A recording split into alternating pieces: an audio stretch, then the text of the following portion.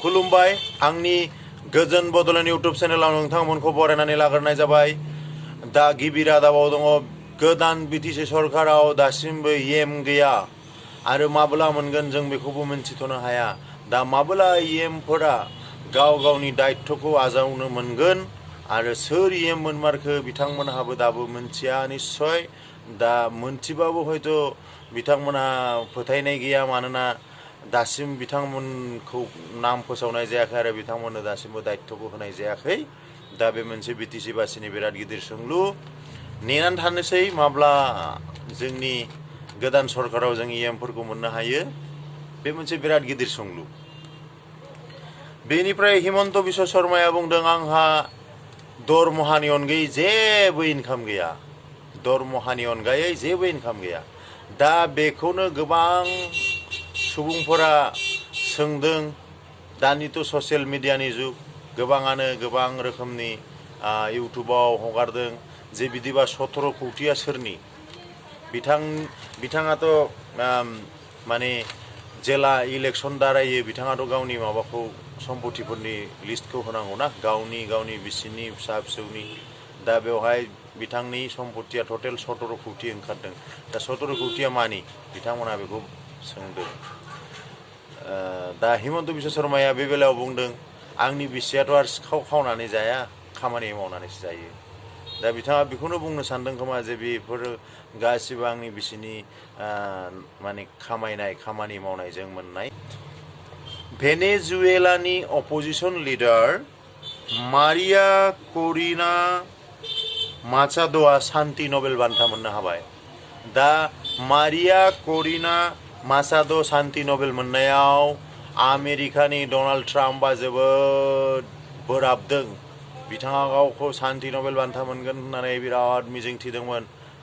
मुकेश आम्बानी, बे बोसोरनि भारतनि धोनिसिन सुबुङा मुकेश आम्बानी। बिथांनि धोना 9.32 लाख कौटि, 9.32 लाख कौटि। आरो नैथि धोनिसिना जाहैबाय गौतम आदानी। बिथांनि धोना जाहैबाय सम्पतिया 8.17 लाख कौटि।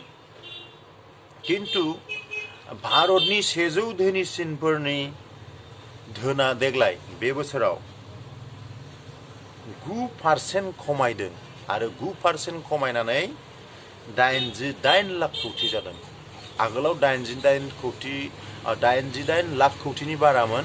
दा देग्लाय बिथांमोननि सम्पतिया जौयै 100 जननिया 88 लाख कौटि जानानै दङ। माने बियो डलारनि मुकाब्लायाव रांनि माने बेसेना मुल्यआ खम जानायखाय बे जादों होननानै बुंदों। बेनिफ्राय फिलिपाइन्सआव बांग्रि मावनानै खमावबो 7 जिउ गोमादों। बेनिफ्राय मैया आसाम पुलिसनि SI कनस्टेबल 4 ग्रेडनि रिजाल्ट ओंखारबाय। आरोबाव दिनै 5614 कनस्टेबलनि रिजाल्ट ओंखारबावगोन दिनैबो। आरो आसाम सरकारा बुंदों जे जों 2 लाख जन सरकारि साख्रि होनायनि लामायाव आवगायगासिनो दं होननानै डक्टर हिमन्त बिश्व शर्माया बुंदों। बेनिफ्राय डक्टर हिमन्त बिश्व शर्माया नैबे खोथाखौ बुंदों जे दा जुदि लकपियल खालामोबा, माने सेन्सास खालामोबा, आसामाव मुसलमानफोरनि जनसंख्यानि पार्सेन्टेजआ 38% जागोननो, 38 जौखोन्दो। आरो बिथांमोनहानो मोनसे बांसिन सुबुं गोनां जनगोष्ठी जागोननो आसामाव। बियो डक्टर हिमन्त बिश्व शर्मानि बुंनाय राव आरो बे निस्सय बे सैथो। दा सेन्सास खालामोबा निस्सय बिसोरनो मुसलमानफोरानो बांसिन जागोन आसामाव। बेनिफ्राय बिहारनि सन्दैयाव नाव दुर्घटनायाव 5 जन जिउ गोमानायनि आशंका, माने नाव दुर्घटना जादों, बेवहाय 5 जन आरोखि जिउ गोमानायनि आशंका जादों। दा नागिरनानै मोनोब्लासो मिथिगोन। बेनिफ्राय खेलानि खबर, IPLनि निलामा प्लेयारफोरनि निलामिया 2026 नि थाखाय, माने 2026 नि थाखाय फैगौ डिसेम्बराव जागोन। IPL नि प्लेयार्सफोरनि निलामि होनबाथ' बयबो मिथिगौ माने कौटि कौटि थाखानि माने मा होनो बिदिखौ बमा बेरफ्रावनायसो बुंनांगोन थाखानिनो बमा बेरफ्रावनाय माने सासे प्लेयारनि दामानो मालाबा 27 कौटिसिम गाहाम जायो मोनसेल' सिजन गेलेनायावनो वाव बेनिफ्राय मोनसे दुखुनांथाव आरो बयबो मिथिनानै लानो गोनां फ्लाइटआव सासे निरामिस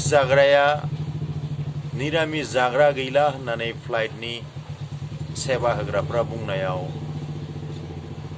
बिथांखौ नन भेज जानो होनाय जादोंमोन दा बिथाङा खुनुदिन नन भेज जाफेरा किन्तु जानो गोनां जाबाय मानोना उखैबाय दा बेखौ जानानै बिथाङा रुंसारि जानो गोनां जादोंमोन दा बेयो जोबोद दुखुनांथाव बाथ्रा दा फ्लाइटआ मानो माने टिकेटजों बिथांमोना फैसाखौ लाखायो दा मानो बेबायदि खालामखो फ्लाइटनि अथ'रिटिया बे समस्याखौ समाधान खालामनाया जोबोद मोजां सासे निरामिस जाग्रानि थाखाय निरामिस बेबस्था गैयै बे माबोरै जानो हाथावगौ जेराव टिकेटआवनो होखानाय लिस्टखौ दिनै रादाबा एसेनोसै।